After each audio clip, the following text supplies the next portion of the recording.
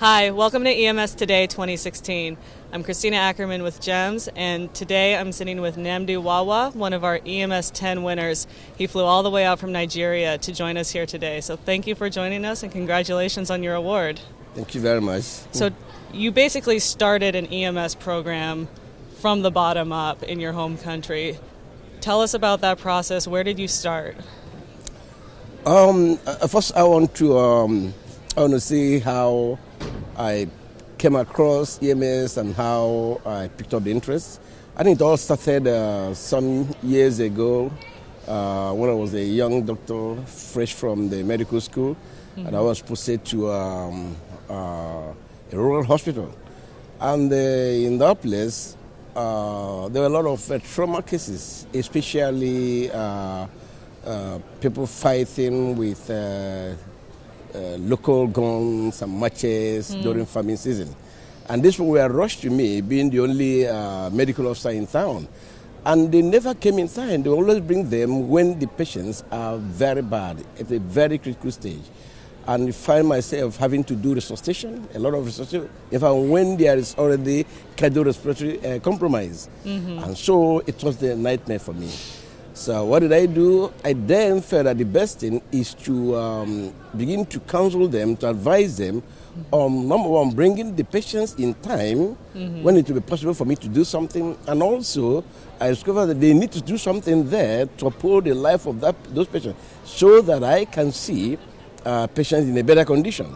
So I began to teach them what to do if somebody is bleeding. Instead of bleeding, bringing somebody who is already in a very bad state, you can stop the bleeding, you can open the airway, you can splint the patient. And I went as far as providing local splints and forsakes and distributing to the natives to enable them sustain the patient.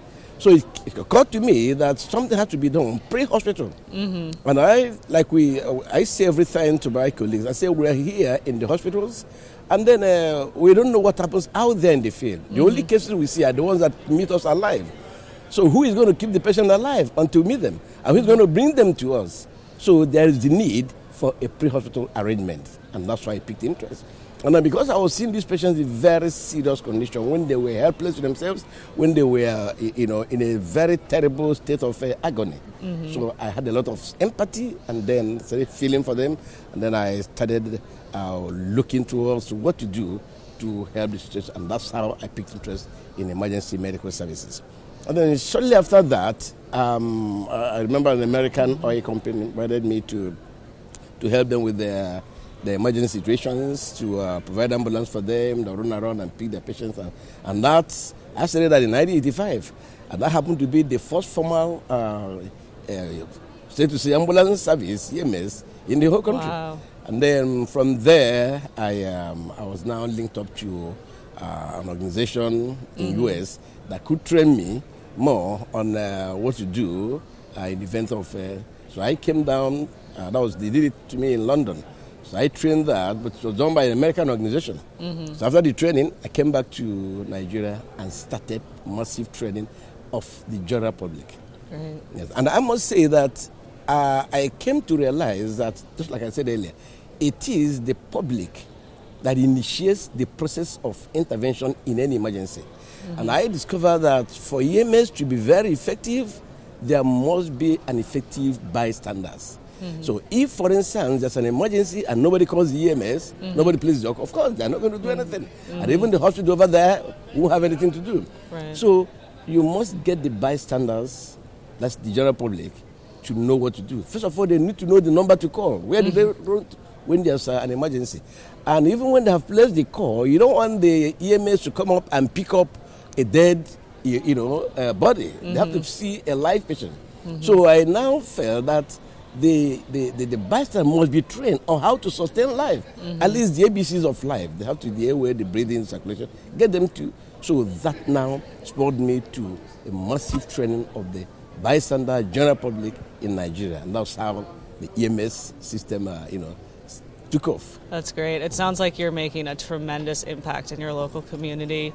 What words of advice would you give to other communities that are like yours, that are starting from the basic ground up, what are some key tips that you have for them to get started? First and foremost, I would say that for organizations in my area or in the same setting with me, especially in a resource-limited area, which is the most important thing, and also areas where emergency medicine has not been accepted, has not been recognized, which is exactly the problem I faced. Now, we faced the problem of social, political, and economic, challenges to bring EMS to bear. So these are the problems they're going to face. The problem of getting the government to accept. And so first of all, I decided to start on my own by the people around me, beginning with those around me. And then what I did, I was not using it as a template, as an example to show the government, to show the company. When I go to companies and when I start talking to them, I'll show them what I'm doing around me. And then, of course, so starting with the people around you first, and then secondly, the bystanders, get them trained. It takes minimal amount of resources to get those trained around you. And when you've done that, then you can move on to begin to involve the government. That was why for many years, I got people around me, my communities, to embrace emergency care, resuscitation, and then I went out to begin to talk to the government. So I think the first they have to start with, and they have to start with whatever they have. Right now, we have started, we have an EMS tailored to our own economic, social situation. We have a template which we want to replicate for the various communities. There, what we have done was we picked about 20. Each village or unit of the community gave us one individual who said, okay, you must have basic biology in your head. And then we trained 20 of them as first responders. We trained them for several weeks and then got them now. We're able to provide the very simple basic ambulance for them. Of course, my NGO, my organization. Right. And then they took off. We had to attach a staff nurse to them who drilled them, who was rescuing with them for some time, who eventually leave them when they are now properly. So that's a very simple way. And then the community was to buy into it. Community was to be part of it. So it's the community EMS by the community themselves. So this was the first thing where we've not able to get the government to buy into it at a very top level. But I can assure you that right now, my government has started buying into EMS. That's the one thing we've achieved. The advocacy we took off for nearly 20 years of advocacy in Nigeria. The government has now realized the relevance. The government recently set up a committee to prepare a paramedic curriculum to begin to train out paramedics we do not have in the country. Now, with that on board now, of course, that means where the EMS will now get the full stream. Yes. Great. Well, it sounds like you're doing some truly excellent work, and we look forward to hearing more from you as you continue to work in your community. Thank you again for traveling so far to come and be with us. Thank you very much. Thank you. Thank you.